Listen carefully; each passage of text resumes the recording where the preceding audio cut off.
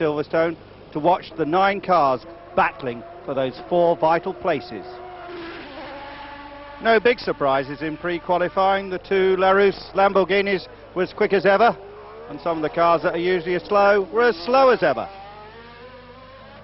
But it is Eric Bernard who set the pace, did not take to the track until the second half hour of the 1 hour session. Remember, cars have 3 sets of qualifying tyres for this special session, and there is Eric Bernard, also looking much better, as he did of course a week ago in France. The AGS team, and in particular Gabriele Tarquini. The man with a spider web on his crash helmet was always in the top 4, and indeed he was able to pre-qualify with a time of 1 minute 11.516. Well, this man didn't get in last week, Oliver Gruillard from the south of France with the Osella.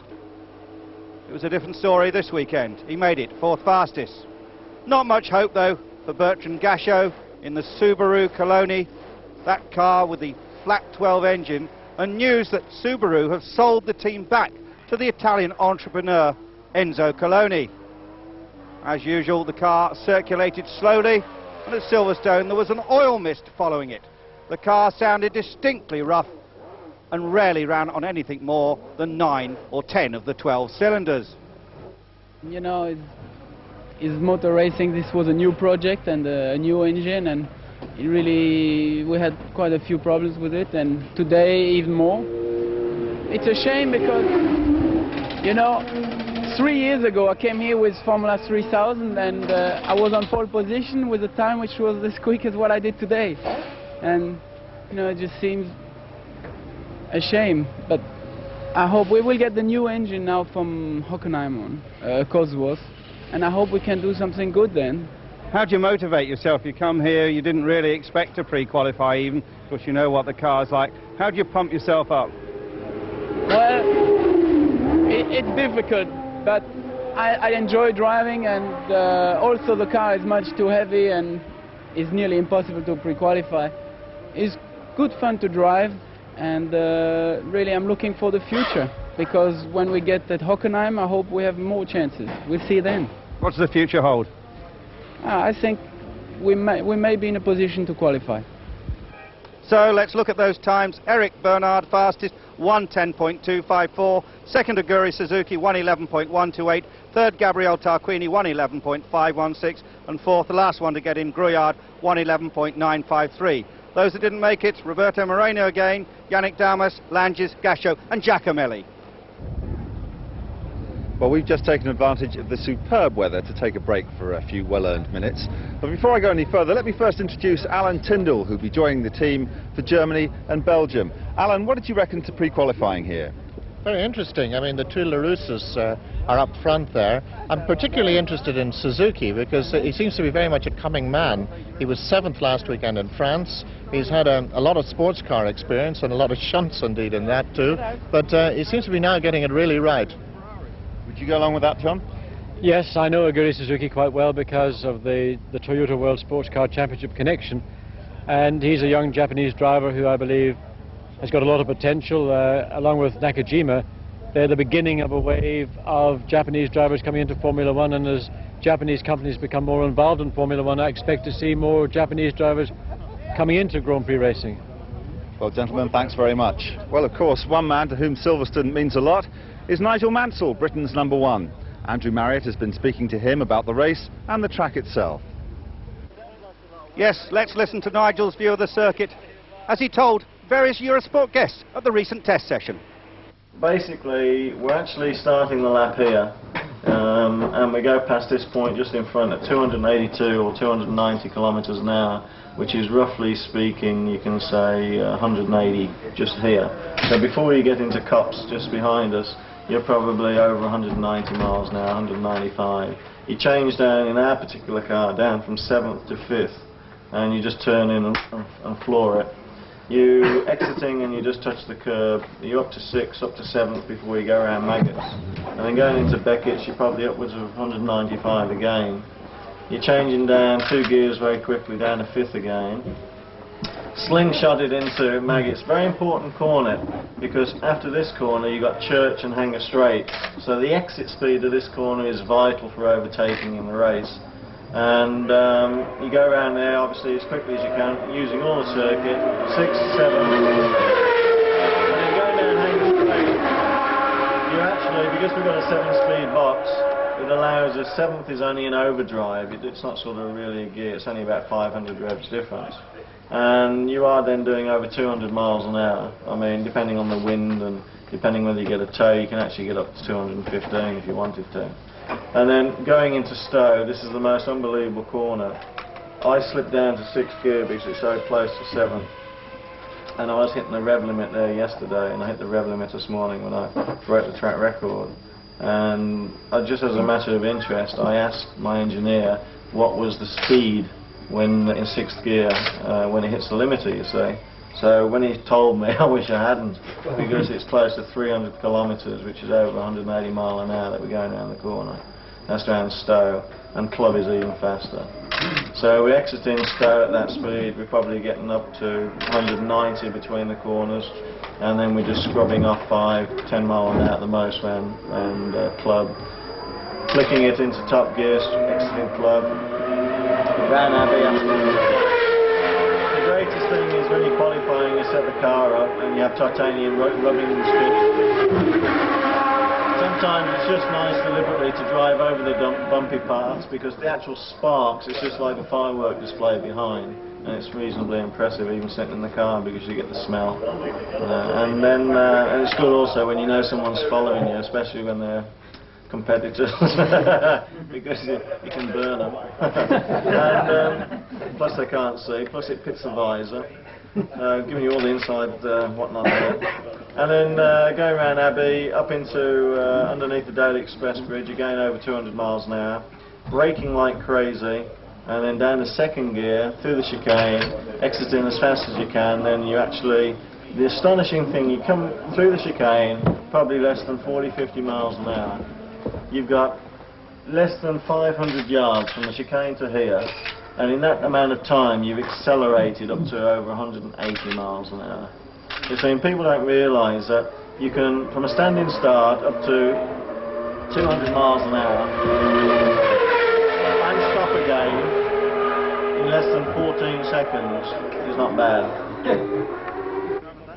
The day before qualifying, and fun time for the Grand Prix drivers, at least those sponsored by Camel, down at the Green Man. This year they'd laid on a clay pigeon chute and also some driving in the Camel Trophy Land Rovers. Martin Donnelly proving to be quite a sharp shot. Of course, several Grand Prix drivers have tried their hand at the big mechanic chute at Glen Eagles in December, so this wasn't that new to them. Well, Martin not happy with that, and Derek Warwick being bothered by the rapeseed flies. They go for the camel yellow shirts, you see. Independent journalist Maurice Hamilton tries his hand. And the press take the pictures. This is what you call a photo opportunity. It was also my opportunity to talk to Martin Donnelly about the forthcoming Silverstone race. Martin, it's going to be a big weekend for you, your first ever British Grand Prix in Formula One.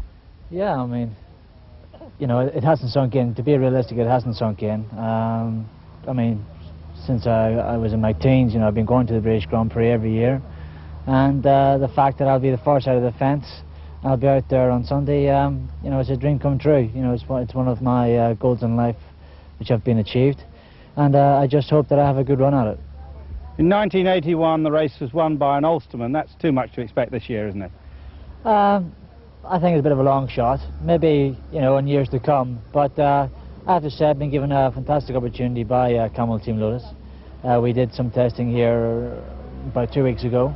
When we had a good session, we learned a lot about the car, and we backtracked over the things we found in Mexico and Montreal, made sure we weren't going in the wrong direction.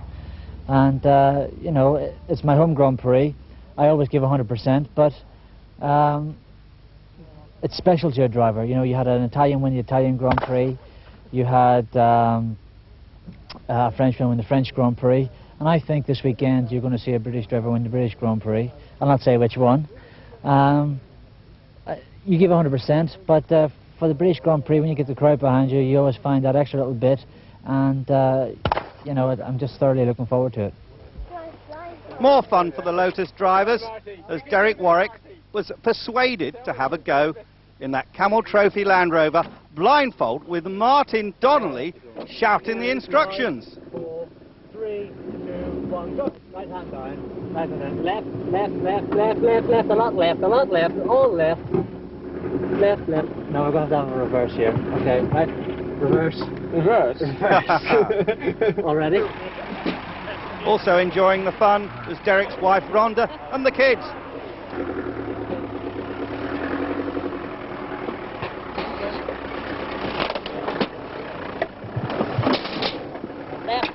Well, a bit of light amusement there before the hard work of Friday. His left was bloody right, that was the problem. We started off bad. Now he can't get out the corner. Well, that was all good fun, but coming up, the serious part. We'll have highlights of the first timed practice session right after the break.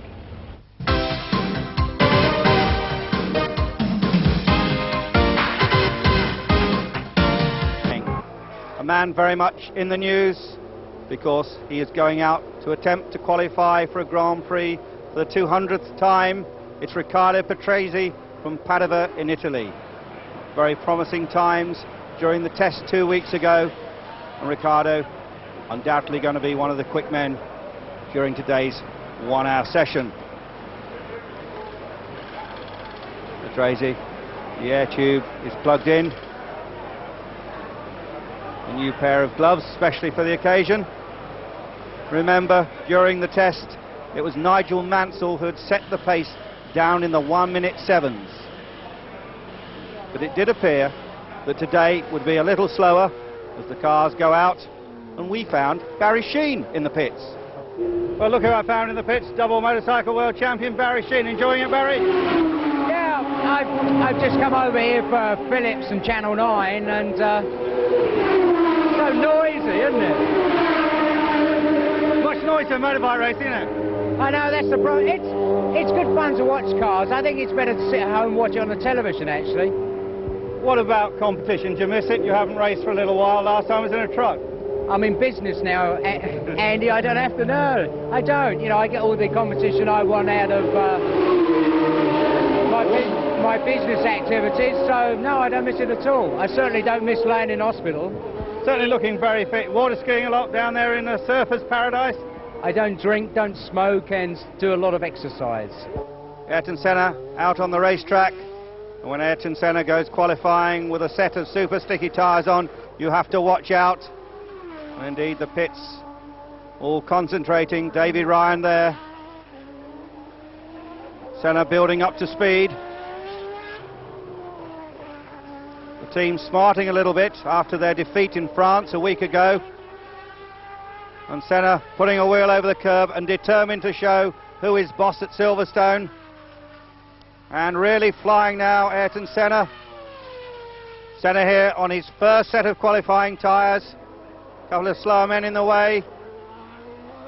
Look at him working at the wheel.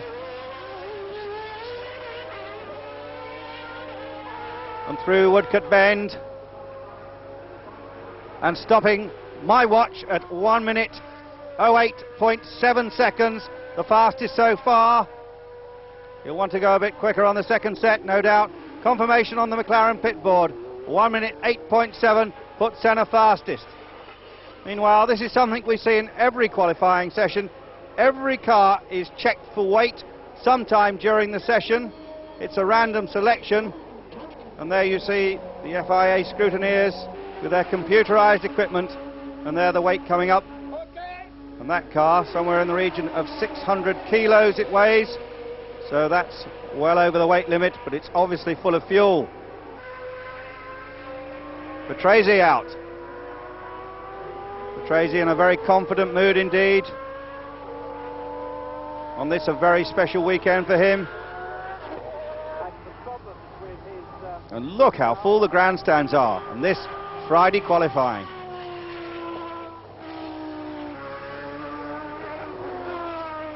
Well, the Renault V10 sounding sweet after some dramas in France. one of Patrase's favourite racetracks, and Patrese certainly looking quick indeed.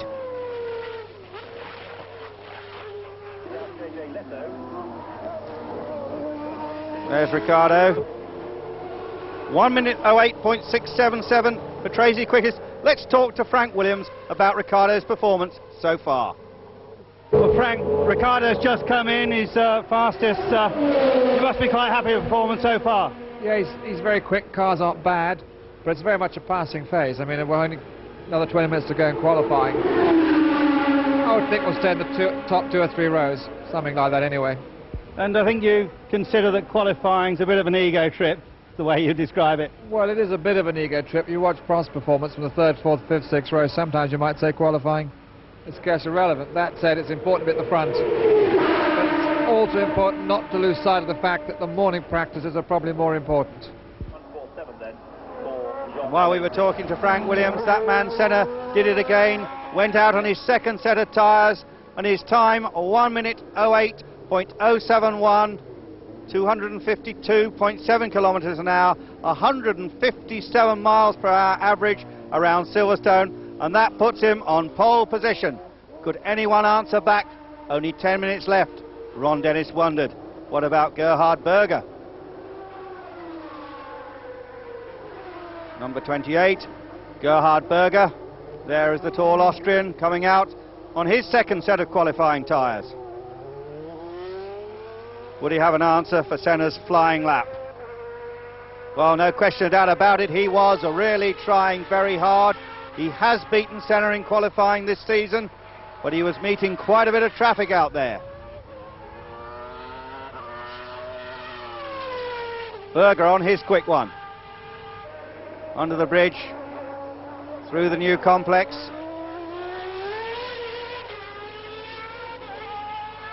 Woodcut corner as Nigel Mansell comes in.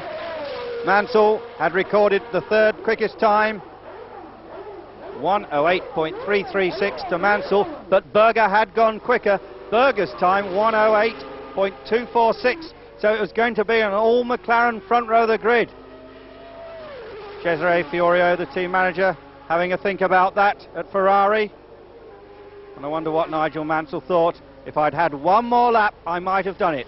That's what he's saying, but definitely Ayrton Senna on the pole position on Friday.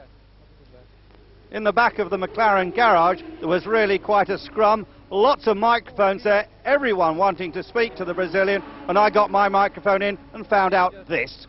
The tires are very, very much on the limit for a full lap, and you have to be very careful at the beginning of the lap to make sure you finish in a good shape. On the other hand, there are some technical difficulties at the beginning of the lap which tend to slow you down, and it's difficult to catch up later. So it's very much on the edge to get it right or just get it wrong. Ron, first day so far so good? Yeah, it's not a bad result for the first day's practice. Gerhard had a bad missed gear on the first set of tyres, and we had to change all the ratios for his second. I think his time's down to the mechanics as much as him. Plenty for McLaren to celebrate then. Senna and Berger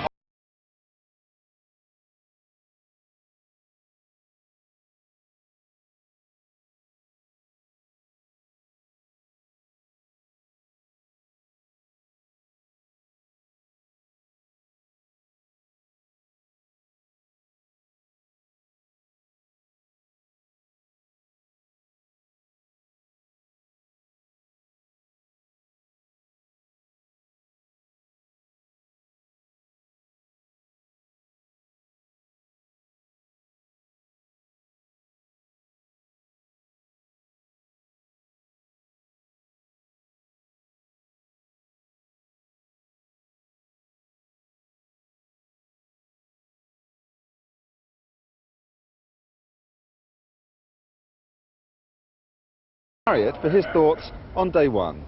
Well, what more could you ask for, Matt? Superb weather, stunning speeds, and Senna on absolute top form. Will he stay on the pole? Well, we're going to find out in Saturday's show. We are indeed.